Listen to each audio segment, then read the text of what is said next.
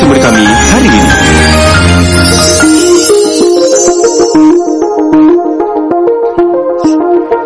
Ya, selamat berjumpa kembali sahabat Merkuri, sahabat YouTube. Apa kabar? Salam sehat untuk kita semua ya. Senang bisa menghadirkan kembali solusi-solusi berkaitan dengan peningkatan atau sumber daya manusia kita ya, pemberdayaan sumber daya manusia kita. Dan inilah talk show Solusi SDM bersama Magnet Solusi Integra, MSC Consulting, dan juga narasumber tamu. Saya Aldi Susanto yang akan memandu program ini bersama para narasumber, menghadirkan topik menciptakan budaya perusahaan yang dinamis. Pertanyaannya mungkin atau nggak mungkin? Pasti jawabannya mungkin ya. Dan harus mungkin, bukan cuma mungkin, tapi pasti dimungkinkan. Wah, ini macam-macam. Baik, seperti biasa saya menyapa junjungan kami semua. Saat ini sudah pagi-pagi membuat keramaian. Iya. Ada Bu Novi Aningstiastuti, CEO dari MSC. Apa kabar, Bu Novi? Alhamdulillah sehat ya? Mas Aldi. Ini junjungan kita nih. Iya, terima kasih. Soalnya kalau saya nggak diizinkan Mas Aldi, nggak bisa siaran di sini. Oke, baik. Dan Bu Novi hari ini membawa anak buahnya begitu, Mas Jainal yang timnya ya. Nanti saya jadi ibu buah. Oh iya. Ya, Mas Jainal, apa kabar Jainal? Alhamdulillah sehat Pak. Sehat ya. Iya. Ya, setelah kapan hari sempat orientasi gitu ya. Ini adalah kali yang Kali kedua. Oke, dan narasumber tamu kita pagi ini adalah anak muda yang berkarir sudah cukup lama di bidang sumber daya manusia, meskipun backgroundnya adalah sarjana teknik ya. Namanya adalah Andika Wahyu Permadi, ST CHCGM. Nah, CHCGM-nya itu pasti yang sertifikasi itu ya. Iya, betul. Panggilannya Mas Dika. Iya. Beliau ini adalah Human Capital Assistant Manager, koreksi kalau saya salah, Human Capital Assistant Manager PT Indo Prima Gemilang. Mas Dika, apa kabar? Alhamdulillah luar biasa. Sehat ya. Arek Malang yang besar di Jakarta dan kemudian berkarir di Surabaya. Akhirnya di Surabaya. Ya, ketemu jodohnya juga di Surabaya ya. Meskipun Arema sama-sama ini. Oh gitu. Arema ya. Iya, sama-sama kan. Oke, baik. Bu Novi silakan diawali. Budaya perusahaan yang dinamis mungkinkah? Memang ada peluang tidak mungkin karena ada beberapa faktorkah atau seperti apa Bu Novi? Hari ini kita mau ngobrol apa? Hari ini gini kan Mas, ini kan kalau kita bicara budaya organisasi itu kan sesuatu yang sangat melekat karena budaya organisasi itu kan kayak kepribadiannya organisasi gitu kan. Nah, kemarin setelah ada pandemi dan segala macam, itu kan banyak bisnis yang kemudian dia beradaptasi dengan situasi yang ada sehingga kemudian kondisi bisnisnya itu menjadi tidak sama dengan yang lalu, mengalami perubahan, pengembangannya juga seperti itu. Nah, dengan kondisi yang dinamis seperti ini, itu apakah kemudian budaya organisasi itu kalau orang itu kayak kepribadiannya itu juga harus berubah kayak gitu loh. Kalau berubah itu berarti kayak gimana nih gitu, seberapa besar atau seberapa banyak dia bisa berubah untuk menyesuaikan situasi yang ada. Karena kalau kita bicara budaya organisasi, ini timbulnya dari values atau nilai-nilai yang ada di perusahaan. Nah, values itu kan sesuatu yang diyakini oleh masing-masing orang menjadi pegangan atau panduannya kita kayak gitu kan. Nah, itu kalau kemudian berubah harus seperti apa kayak gitu. Terus mengantisipasinya supaya kemudian kalau berubah itu yang inti, benar-benar inti yang tadi itu membentuk organisasi ini sukses di masa lalunya itu ndak hilang gitu loh Mas Aldi. Kayak gitu, karena pada dia bisa survive di kondisi sekarang mau nggak mau karena dia cukup punya budaya organisasi yang cukup kuat sehingga kemudian dia bisa survive. Nah, supaya tetap berkelanjutan itu kan dia harus adaptasi. Budaya dan values-valuesnya tadi harus seperti apa kayak gitu. Nah, hari ini kita akan mengulik soal itu ya. Terutama pertanyaan pertamanya atau pertanyaan mendasarnya adalah karakteristik budaya perusahaan yang sesuai dengan kondisi sekarang ketika industri juga mulai pulih kembali setelah mungkin 2 tahun kita ada di kondisi yang tidak menentu ya karena COVID. Mas Jainal mau menambahkan, hari ini kita Kalau kita mulai saja dari pertanyaan pertama, karakteristik budaya perusahaan yang sesuai dengan kondisi industri yang dibutuhkan sekarang. Oke, tentunya untuk industri yang saat ini tentunya harus adaptif, Pak ya. Adaptif dalam arti gimana kita melihat internal kita, kemudian dari eksternal juga kita harus berkembang secara terus-menerus untuk mampu bersaing terhadap perusahaan lingkungan lainnya, seperti itu sih. Jadi adaptasi itu menjadi kata kunci gitu ya, salah satu karakter begitu ya. Saya ke Mas Dika, kalau di Indoprima Gemilang, tapi kita kenalan dulu sama Indoprima Gemilang. Boleh di share Indoprima Gemilang itu product knowledge-nya seperti apa secara singkat begitu, apa yang diproduksi, apa ya, dan kantornya di mana, monggo silakan. Siap. Oke. Baik, terima kasih. Nah, pertama saya ucapkan terima kasih ya Pak Aldi, Bu Novi, Pak Zainal ya, sudah diberi kesempatan untuk hadir di sini. Baik.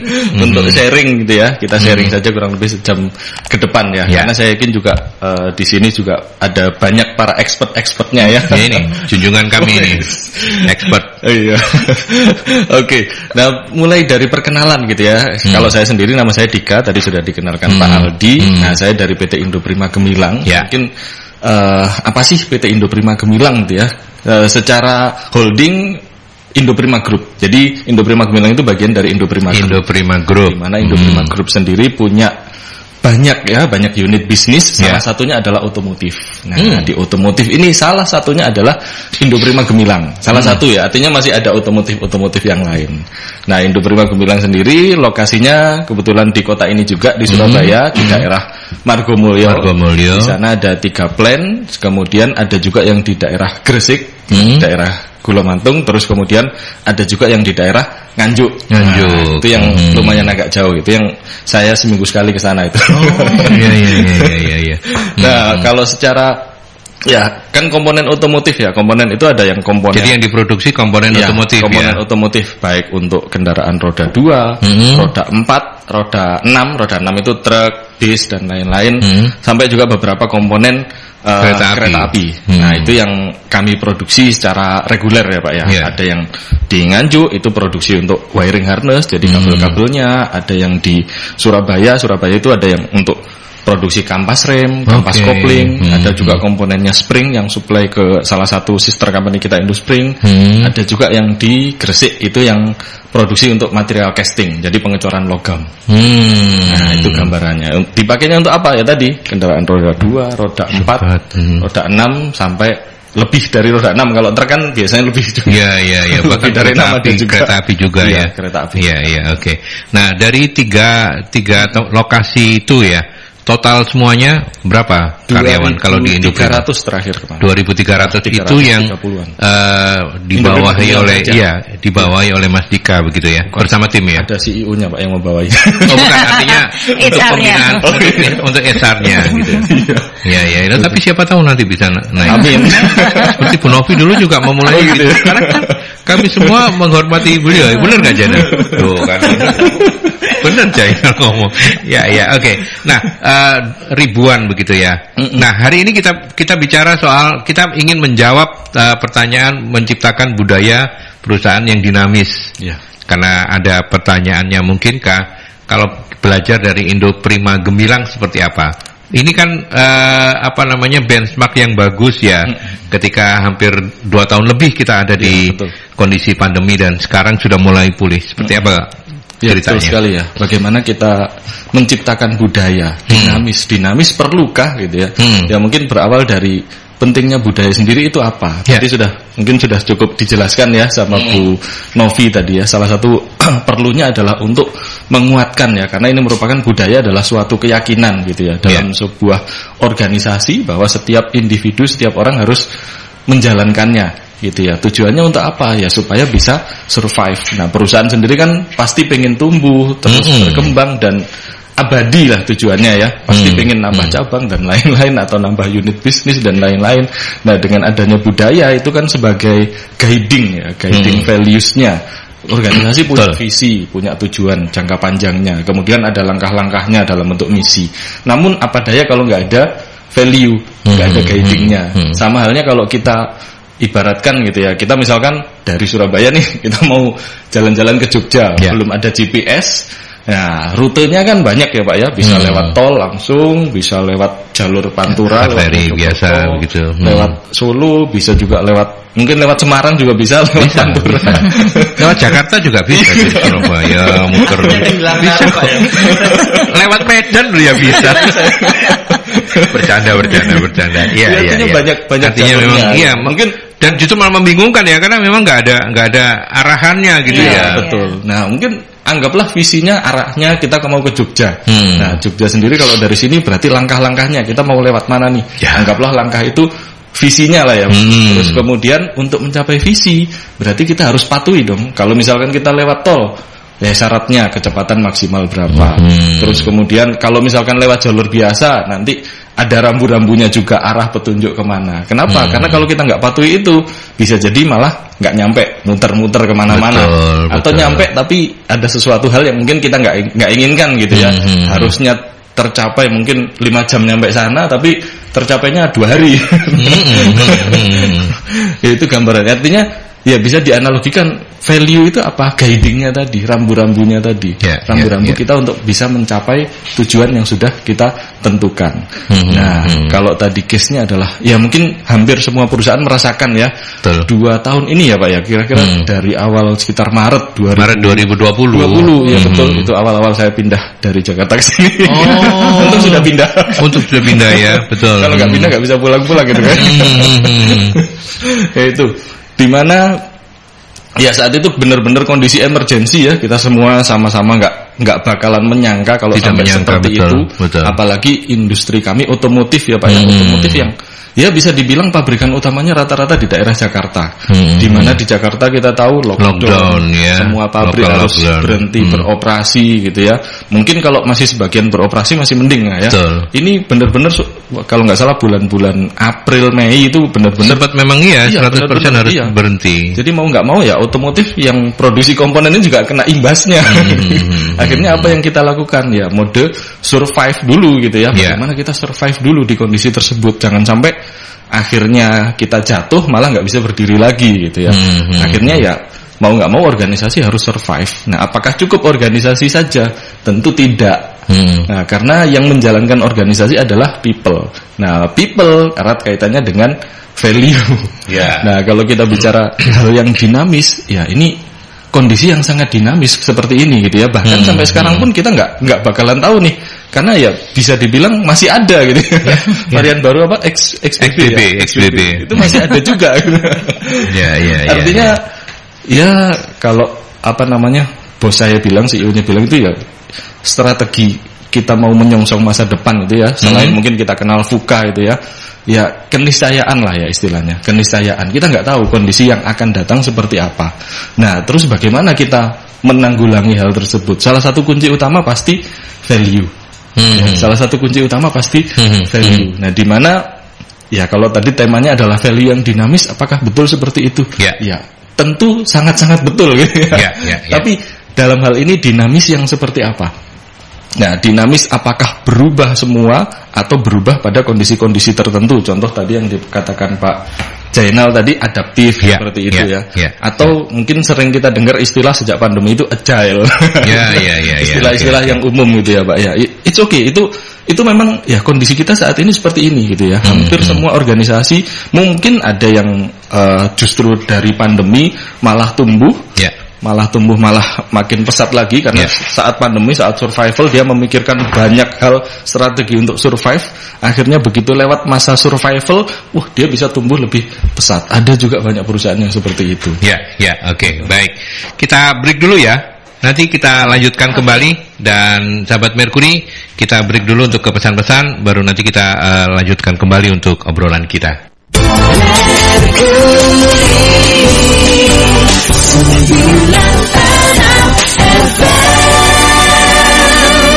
Oke, kita lanjut kembali dan masih bersama para narasumber untuk perbincangan kita hari ini ya, terkait dengan menciptakan budaya perusahaan yang dinamis.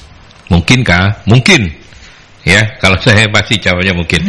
Tetapi menarik tadi sudah disampaikan bahwa adaptasi, kemudian ditambahkan oleh Mas Dika soal visi dan misi, ya, perusahaan untuk supaya punya arahan mau kemana ini perusahaan. Karena saya juga sempat mendengar gitu ya, hati-hati dengan corporate culture, budaya perusahaan. Kalau perusahaan tidak membuatnya, maka anak buah yang akan bikin. Dan itu malah kacau balau gitu kan ya. Anak buah itu tetangga yang bikin. Bukan ya, anak buahnya sendiri. Kita karep-karepnya gitu kan, divisi ini, wes pengen aja kak, nah itu kan nggak ada yang koordinasi. Nah sekarang saya tanya ke Bu Novi, bagaimana cara membentuk budaya perusahaan itu? Sebelum nanti kita bicara juga apa yang dipikirkan oleh Indoprima Gemilang setelah 2 tahun tertidur gitu kan, sekarang harus mendinamiskan kembali dengan perkembangan. Tadi saya sempat enggak tidur ya, cuman ya enggak tidur malah. Oh malah enggak tidur ya. Tadi saya sempat bilang juga bahkan teknologi listrik yang dipakai di kendaraan pun sudah mulai mulai merambah ke sana. Dipikirkan oleh Indoprima Gemilang. Tapi ke Bu Novi dulu. Oke, jadi membentuknya tadi seperti apa ya Mas? Jadi budaya perusahaan itu kan terbentuknya itu dari ya values yang kemudian ini sudah berlaku lama gitu ya, sudah berlaku lama, dan ini membuat perusahaan itu eksis sampai saat sekarang. Jadi kalau yang kami lakukan ke klien itu adalah ketika kemudian mereview kembali budaya organisasinya, kita itu meminta mereka untuk merefleksikan kembali kisah sukses apa yang sudah mereka alami gitu. Nah, suksesnya itu karena apa gitu. Jadi suksesnya itu lebih ke kayak misalnya melayani pelanggan, terus yang membuat mereka saling kompak, terus kemudian yang membuat mereka ini saling tolong menolong, kayak gitulah. Nah, hal-hal yang seperti itu yang kemudian kita tanyakan kepada mereka, apa yang membuat sampai sekarang ini mereka masih tetap ada. Jadi dari situ kemudian mereka akan muncul kayak gitu. Oh, selama ini kita kalau misalnya ke pelanggan begini, ada yang pelanggan yang case-nya misalnya berat pun kita melakukan ini gitu. Nah dari sana kemudian kita akan tarik kembali sebenarnya berarti apa nih yang masih ini apa sih namanya gitu. Jadi kita membantu untuk memformulasikan, oh ini namanya kayak gini, oh ini yang namanya profesionalisme, oh ini yang namanya kesediaan untuk belajar terus menerus kayak gitu, oh ini yang namanya customer orientation kayak gitu.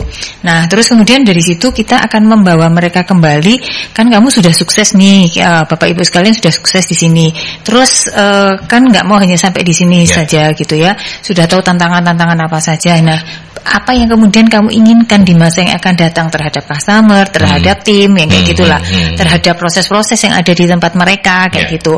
Nah kita bawa mereka ke mimpinya mau seperti apa gitu. Nah dari yang sana menjadi seperti apa itu kita tanyakan lagi, ini masih bisa dipakai yang mana nih gitu, ini masih bisa bertahankan nggak kayak gitu. Jadi membangun cerita sukses yang kemudian yaitu tadi, supaya tadi itu kalau selama ini kisah suksesnya kita dengan cara-cara seperti ini, tidak ada cara lain yang ilegal yang boleh dilakukan tadi itu supaya jangan karyawannya yang bikin budaya perusahaan gitu ya. Jadi bukan hal-hal yang negatif. Jadi itu tadi mana yang kemudian masih bisa dipakai gitu. Nah, mana yang masih bisa dipakai ini kemudian kita akan tanya lagi, akan diapakan nih supaya kemudian ini menjadi nilai-nilai yang kita sepakati bersama, dijalankan bersama. Nah, itu caranya bisa macam-macam, bisa mulai dari sosialisasi, dari kalau misalnya ternyata perlu yang lebih agile, sementara selama ini kita ini konservatif gitu ya. Konservatif itu artinya tuh kalau misalnya kayak manufaktur gitu, itu kan stabilitas gitu ya. Proses kepatuhan terhadap hal-hal ini kan ini banget gitu. Rigid gitu ya. Rigid gitu kan, enggak boleh wire segala macam itu salah ini pun komponen atau salah kode kayak gitu kan juga enggak boleh. Itu mau dibawa ke sana misalnya harus agile. Nah, se-agile apa? Nah, ini kita akan minta mereka untuk mengidentifikasi mau sosialisasi, mau kemudian yang paling gampang itu ini Mas, masang-masang di di tembok gitu. Pasang di tembok tapi jangan hanya dipasang, juga harus sosialisasi nih. Ketika sosialisasi juga pastikan bahwa itu mereka menjalankan gitu ya. Jadi orang-orang harus tahu apa yang boleh, apa yang tidak boleh. Kayak misalnya teman-teman di BUMN itu kan akhlak gitu ya. Kalau saya berkunjung ke beberapa BUMN itu selalu ada di mana-mana akhlak itu, mulai dari standing bannernya, terus pandu. Kalau di Polri itu yang sekarang di zaman Pak Listio ini presisi gitu ya. Presisi betul. Gitu kan. kayak gitu. Nah, jadi seperti itu dilihatkan, sosialisasi, terus kemudian juga dinilai di keseharian, masuk ke penilaiannya gitu kan, masuk ke penilaian kompetensi yang misalnya 6 bulanan, setahunan kayak gitu, untuk memastikan bahwa orang ini align atau enggak, ngikutin itu atau enggak gitu. Untuk memastikan itu termasuk juga pengembangannya. Jadi kalau misalnya ini ternyata ini orang-orang banyak enggak tahu gitu kan. Nah, itu bagaimana kemudian kita melatih atau mengembangkan mereka sesuai dengan itunya tadi, kebutuhan supaya tetap agile kayak gitu. Dan berarti memang Mas Zainal untuk membentuk budaya perusahaan itu harus melibatkan seluruh karyawan ya untuk diajak bicara begitu ya. Betul Pak, karena memang dari turunan-turunan tadi akhirnya terbentuk sebuah sistem, kemudian yang itu diharapkan berkembang yang mendapat nilai-nilai itu tadi, sehingga terus berkembang adaptif, akhirnya terbentuk seperti teknologi baru, improvisasi yang lain seperti itu Pak. Dan kalau bicara hal yang spesifik begitu ketika proses ini, apa yang harus diperhatikan? Hal-hal spesifik apa gitu yang harus muncul ketika membentuk budaya perusahaan ini? Kalau dari perspektif saya Pak ya, yang harus dimiliki mungkin tangkapan dari filterisasi informasi dari luar, kita ambil di internalnya itu seperti apa, kita adaptasi yang baik, yang kurang baik kita perbaiki, kemudian yang sudah baik kita jalankan seperti itu sih Pak, lebih ke adaptif tadi seperti itu. Sekarang kita belajar dari Indoprima Gemilang gitu. Mas Dika, kalau di perusahaan jenengan itu bagaimana prosesnya? Mungkin bisa cerita, dan nanti juga pada saatnya saya akan menanyakan bagaimana ketika di era sekarang, ketika satu sisi pertumbuhan sudah mulai oke, tapi katanya ada ancaman resesi global 2023 gitu. Tapi bicara dulu soal pembentukan budaya perusahaan kalau di Indoprima Gemilang seperti apa Mas? Nah, ini saya sharing ya Pak ya, terkait di Indoprima Gemilang sendiri. Kalau budaya, nah di kita sebutannya value ya, core value. Nah, ya terlepas dari kondisi yang dinamis, core value ini apakah terus melebur? Nah, tentu tidak. Karena ini basically ya, core value, namanya juga value inti ya, nilai inti. Artinya dibentuknya dari mana? Kalau kita bicara nilai inti tentu dibentuknya dari berbagai faktor. Tadi mungkin juga sudah dijelaskan ya, faktor apa aja, baik internal, eksternal. Nah, internal pun bermacam-macam ya, mulai dari faktor foundernya, ownernya, kemudian top management, dan juga dari core proses bisnisnya gitu ya. Contoh kalau di saya manufacturing itu ya, yang saya alami baik di tempat saat ini maupun di manufacturing sebelumnya yang di Jakarta, itu tidak terlepas dari value disiplin. Hubungannya dengan yang disampaikan Bu Novi ya, kepatuhan dan lain-lain. Itu value manufaktur gitu ya. Artinya dengan kondisi yang ya bisa dibilang dinamis, ya bisa dibilang banyak ketidakpastian, tapi ya unit bisnis kita masih manufaktur, jadi kita nggak boleh lepas dari itu. Betul. Kenapa kok manufaktur harus disiplin? Ya iya dong, kita kerja ya dituntut output, dituntut productivity gitu ya. Bahkan beberapa proses sudah dikerjakan oleh mesin gitu ya. Mesin bisa bergerak otomatis gitu ya. Begitu di set jam sekian harus beroperasi, ya dia sudah harus mulai. Nah, bagaimana dengan orangnya? Mungkin ada orang yang harus mempersiapkan. Kalau orangnya nggak siap, mesin ini mau mengerjakan apa? Itu value dasar yang terbentuk dari core-nya sendiri. Terus kemudian juga ada yang dari tadi faktor dari foundernya. Founder tentu mendirikan perusahaan ini pingin terus besar dan pingin abadi. Ini apa sih? Nah, pingin kita harus secara proses maupun people harus excellent. Nah, contohnya seperti itu. Nah, itu juga tidak bisa dihilangkan begitu saja meskipun kondisinya kita sudah survival. Nah, itu hal-hal yang memang menjadi dasar dan tetap harus kita lakukan. Nah, itu dasar-dasar pembentukannya. Kalau mungkin kita kenal toolsnya gitu ya, kita bisa pakai OCA ya, Organization Culture Assessment Instrument. Itu kan bagian dari kita menganalisa. Bahkan kalau dari OCA itu kan ada 4 faktor ya, internal, eksternal, kemudian fokus sama yang struktural. Nah, itu contoh gambarannya. Nah, secara penerapannya sendiri ya kurang lebih sama ya. Kalau kita bicara penerapan, ya mungkin kita kenal dengan istilah AUBO ya, awareness, understanding, buy-in, dan ownership gitu ya. Dimana di awal ya kita perlu menyadarkan dulu bahwa kita perlu yang namanya value organisasi, ya, supaya orang-orang sadar mulai dari top management sampai level bawah. Karena kalau kita bicara value kan nggak bisa di level tertentu saja, ya. Memang harus semua, namanya juga budaya gitu ya. Mulai dari awareness-nya. Ketika sudah sadar, ya kita sambil merumuskan gitu ya, kita berikan pemahaman value kita apa sih, ya tujuannya untuk mengunci. Karena kalau kita nggak kunci value-nya, seperti yang dibilang Pak Aldi tadi, bisa jadi bentuk value masing-masing gitu. Punya value gitu loh, dari habitnya masing-masing, lingkungannya masing-masing, akhirnya malah nggak satu tujuan gitu ya. Itu yang bahaya gitu. Ya, oke. Lalu buy-in dan ownership. Jadi bagaimana supaya apa yang sudah mereka tahu, mereka sadar dan mereka tahu ini menjadi suatu hal yang mereka lakukan gitu ya. Mereka lakukan terus-menerus, akhirnya menjadi sebuah ownership. Ya, mereka punya sense of belonging yang tinggi gitu ya. Itu harapannya seperti itu ya, target utamanya. Target utamanya.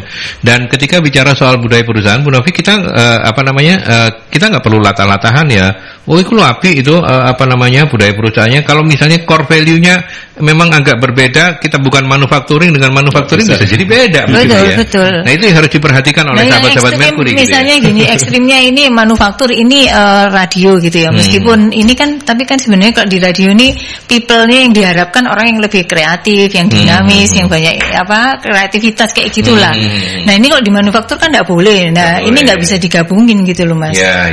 Meskipun ketika bicara soal disiplin sama gitu ya. Tapi ini kan lebih tight lagi. Ya. Kalau siaran terus kemudian kayak di manufacturing harus diem gini apa ya?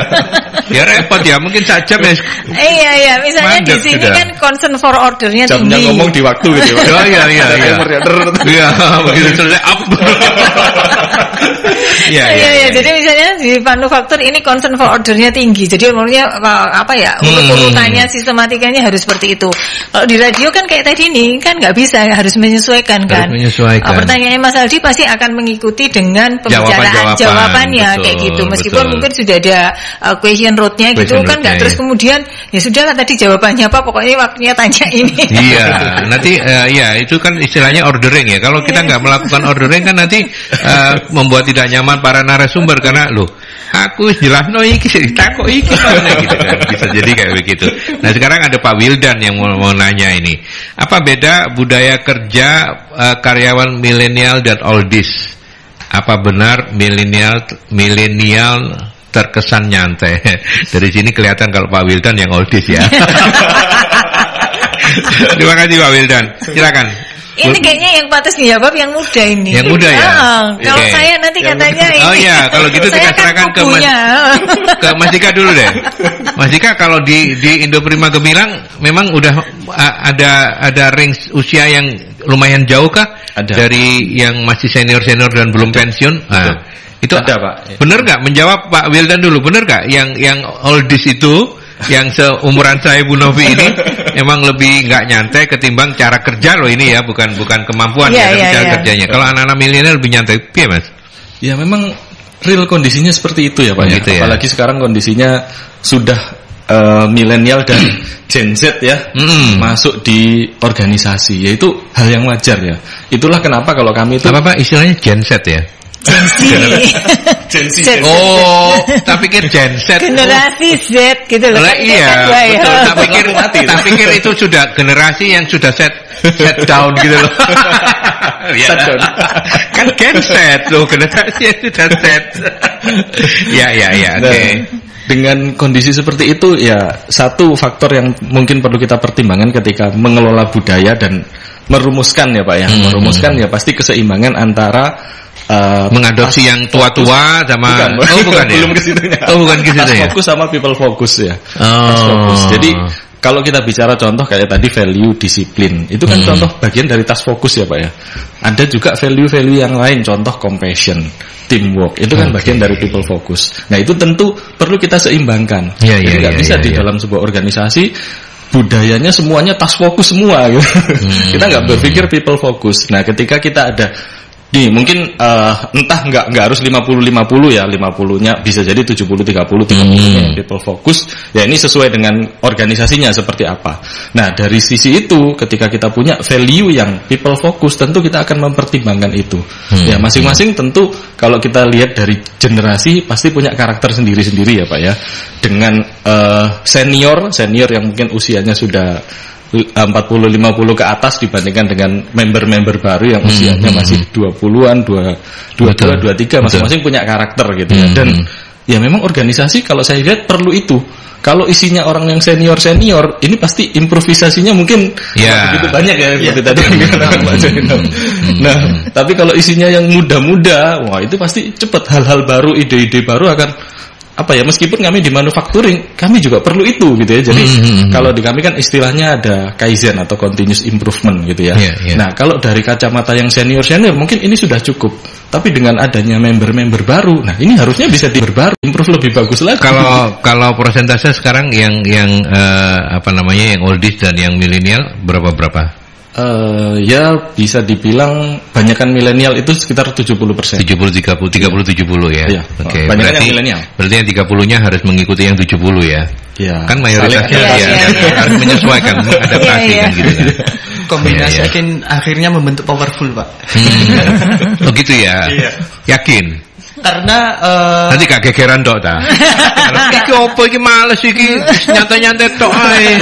Gak koyo aku biyen lah gitu kan. Ada poin-poin tertentu yang bagi milenial itu dibutuhkan untuk dari poin value-nya senior seperti itu. Jadi contohnya kayak penanganan masalah, kemudian konsistensi, kemudian mentalitas itu masih diperlukan bagi milenial. Bagi milenial ya, artinya memang saya setuju dengan Jainal yang terakhir bahwa tidak mungkin meninggalkan para senior gitu ya, karena mereka sudah pernah muda, yang muda belum pernah tua gitu saja ya. Oke, kita balik setelah pesan-pesan ya.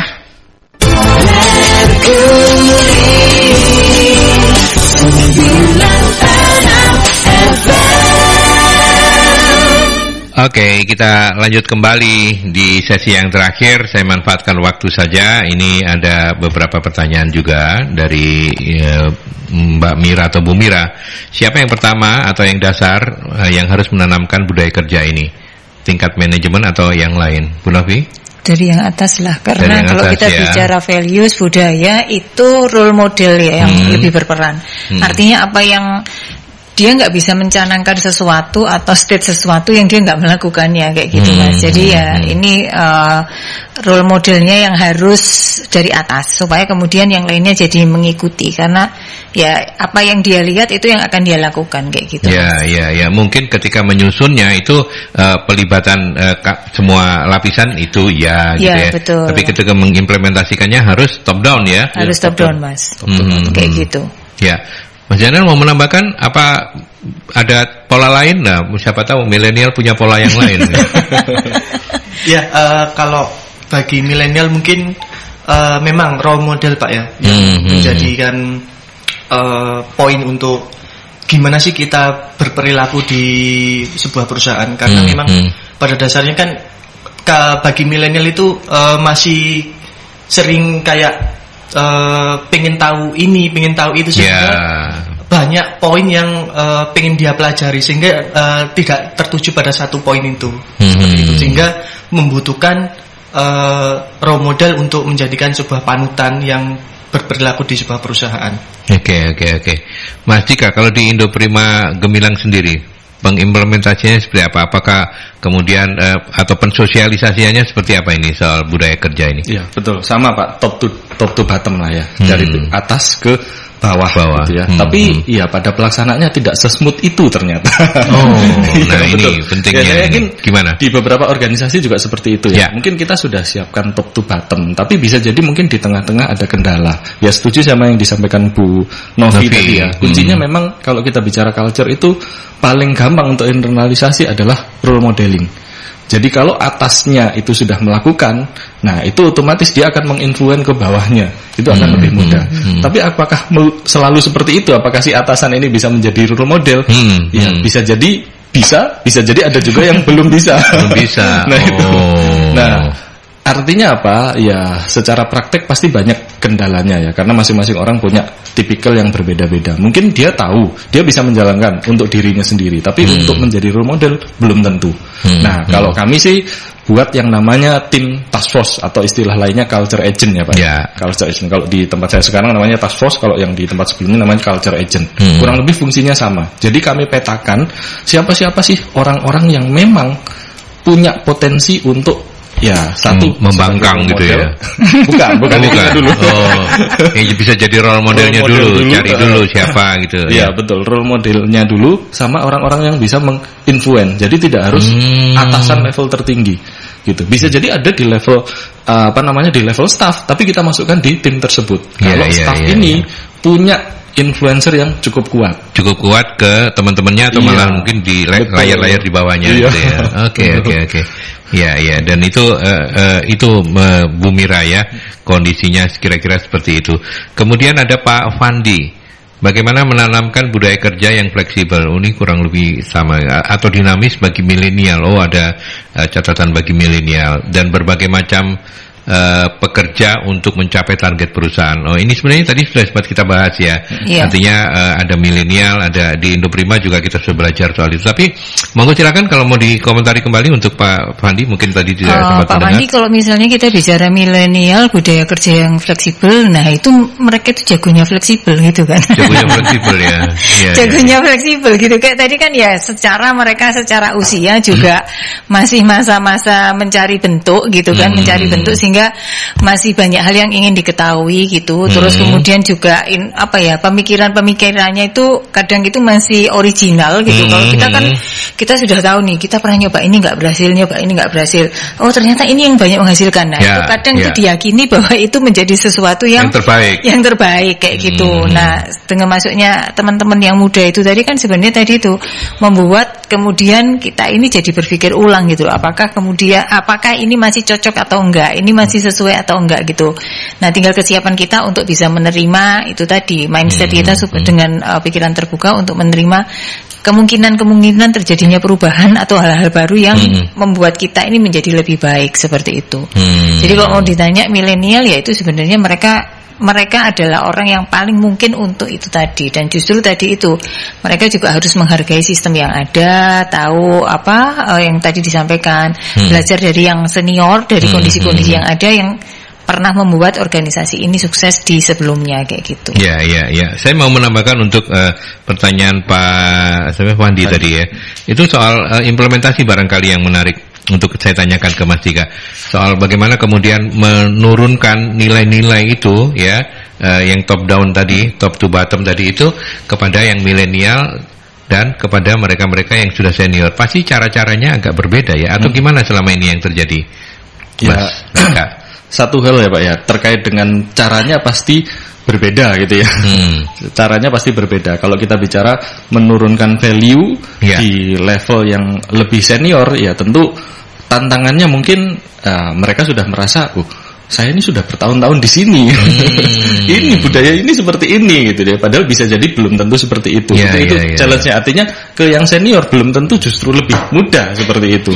Nah, ke yang muda juga ya, yang milenial bisa jadi artinya dalam prakteknya gitu ya, ada yang ya bisa lebih mudah, bisa juga lebih sulit gitu ya. Lebih mudahnya karena satu, dia member baru gitu ya, yang ya bisa dibilang kita pengaruhi apa, hubungannya dengan strategi, hubungannya dengan challenge dan lain-lain, dia is okay seperti itu. Kayak gelas kosong ya, lebih mudah diisinya. Betul ya, kayak gelas kosong lebih mudah diisi. Kalau yang lama-lama kayak gelas yang sudah penuh.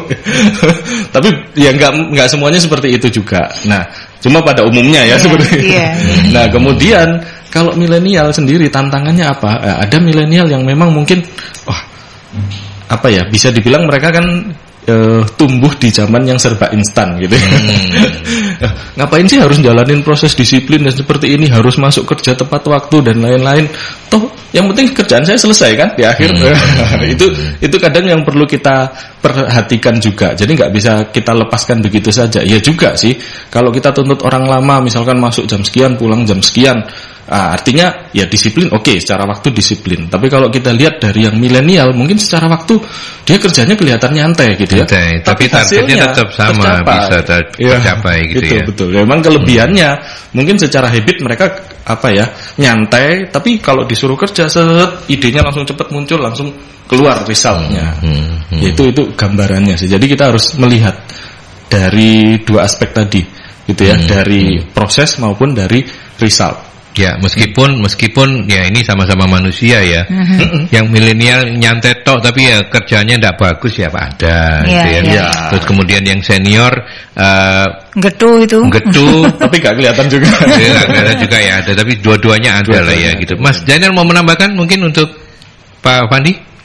Oke, terkait milenial sama itu tadi, bagi milenial memang menurut saya untuk flexible hour itu menjadi satu mata itu ya, uang koin uang yang bisa berbolak-balik ketika kita berikan flexible hour, namun belum ditentukan seperti goals, kemudian sistemnya, kemudian terkait itu juga menjadi hal yang sia-sia seperti itu, sehingga membutuhkan kesiapan dari sebuah perusahaan untuk menyiapkan itu ketika memang diperlukan untuk flexible hour. Kemudian kalau terkait sudah mengikat seperti itu, ya tentunya dari pihak senior lebih bisa untuk memberikan poin apa sih yang harus diberikan ketika saat bekerja seperti itu.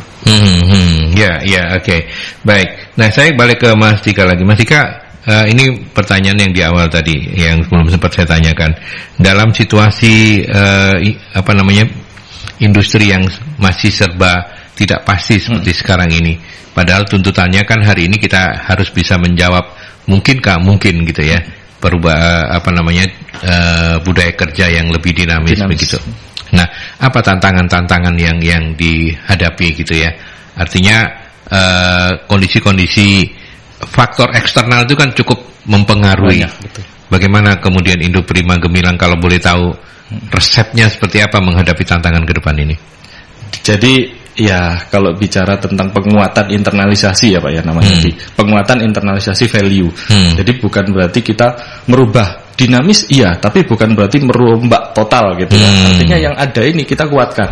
Nah, itu bentuk kami membuat dinamika culture ini supaya lebih adaptif gitu ya, supaya lebih adaptif atau agile dengan situasi dan kondisi yang ada. Apalagi nggak hanya kondisi sekarang ya, kita mau berpikir jangka panjang pun ya kita punya strategi, tentu punya gitu ya. Tapi ya tadi sekilas juga sudah disampaikan ya, kalau saya pernah dengar kutipannya Peter Drucker gitu ya, sebagus apapun strategi organisasi, kalau culture-nya buruk maka ya strategi ini akan jadi makanan sehari-harinya si culture gitu ya, digambarkan sama Pac-Man.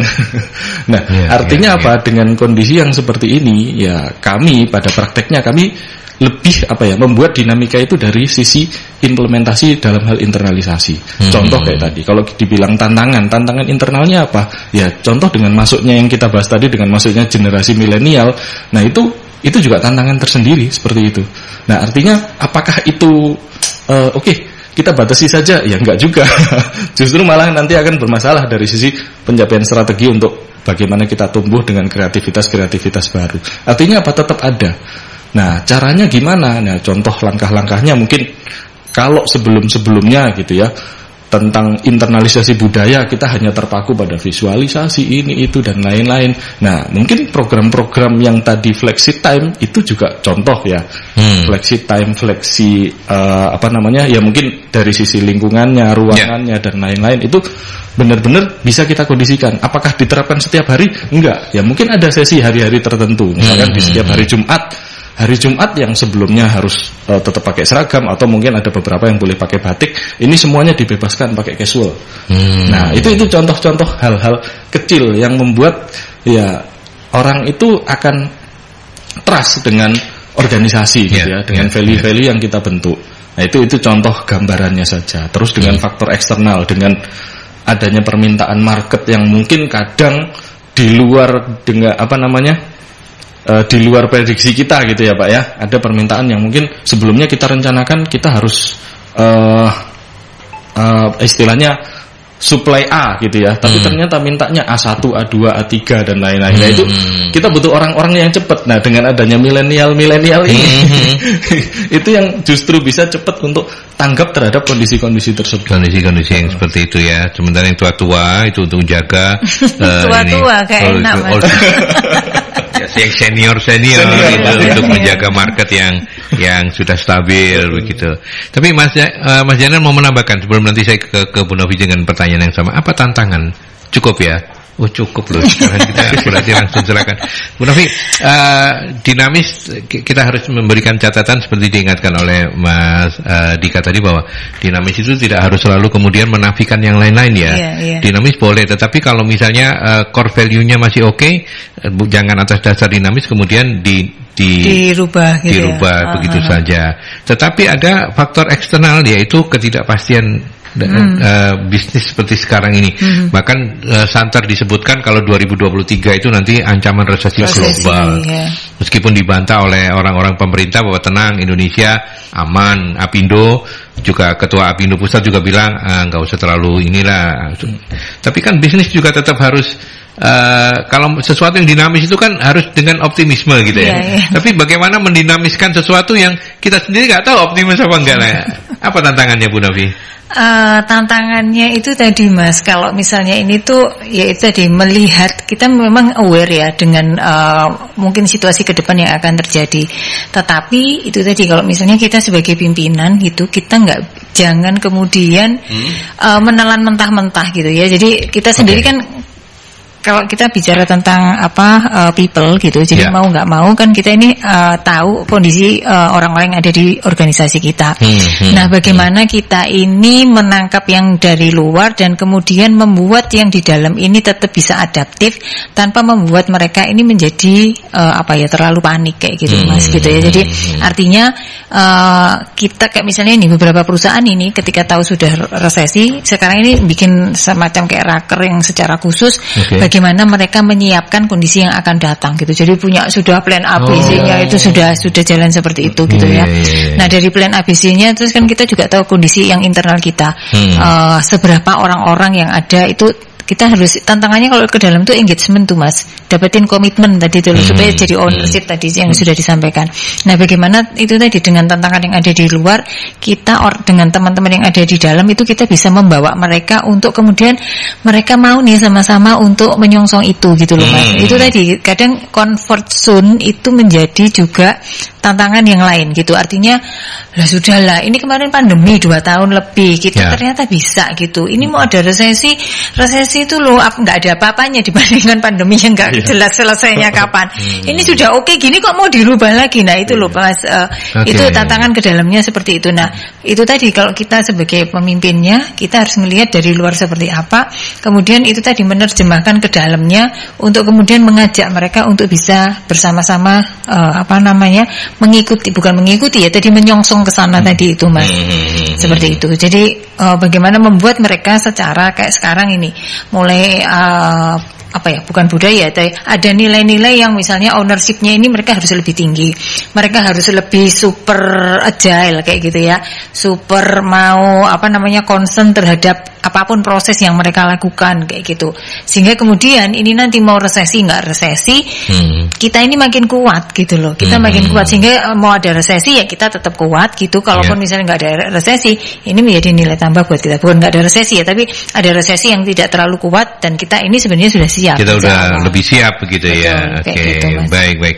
Kita akan kita sudah sampai di bagian akhir dan saya akan menutup talk show kita pagi hari ini dengan meminta para narasumber untuk menjawab tema kita, budaya perusahaan yang dinamis. Mungkinkah? Mungkin asal, Jainal? Oke. Mungkin asal ada kombinasi, kemudian komitmen dari internalnya sendiri untuk berkeinginan untuk berubah, sehingga dan dibutuhkan untuk influencer juga tadi yang sudah dikatakan Pak Andika, dan hal tersebut membentuk powerful culture seperti itu. Terima kasih Jainal. Sekarang Pak Andika Perkasa. Oh bukan, salah. Itu kan angkatan itu kan Panglima TNI. Mas Dika, Oke. Satu kunci kalau menurut saya tadi juga sudah disampaikan ya, komitmen. Itu yang paling komitmen. Komitmen. Makanya kenapa kalau kita istilah internalisasi budaya itu ada AUBU, diawali dengan awareness. Awareness ini kan menumbuhkan kesadaran. Nah, kalau sudah sadar bahwa tujuan kita budaya seperti ini, ya balik lagi ke tujuan organisasi. Pasti kita satu tujuan. Kalau kita sadar bahwa tujuan kita untuk entah itu untuk survive, mau ada resesi, mau nggak ada resesi, kita tetap akan survive, ya itu sudah menjadi komitmen kita yang nanti hasilnya akan kita rasakan bersama. Oke, kuncinya itu. Komitmen ya. Oke, sekarang ke Bu Novi. Bu Novi? Benang merahnya komitmen, Mas. Benang merahnya komitmen. Jadi di underline tebal, komitmen menjadi kata kunci untuk mengembangkan budaya perusahaan. Betul, dan itu dimulainya dari atas. Dan harus dimulai dari atas, begitu ya. Mau yang lebih atas lagi ya ke Tuhan boleh. Tapi terima kasih banyak sudah berkenan hadir Mas Andika Wahyu Permadi, ST CHCGM. Human Capital Assistant Manager PT Indo Prima Gemilang, betul ya namanya ya. Oke Mas Dika, terima kasih banyak. Sama-sama. Sehat-sehat selalu. Sampaikan salam untuk teman-teman di Indo Prima ya. Mas Jainal juga thank you. Sama-sama. Ini penampilan perdana. Siap untuk nanti kalau Bu Novi sibuk bisa menggantikan. Iya. Oke. Baik.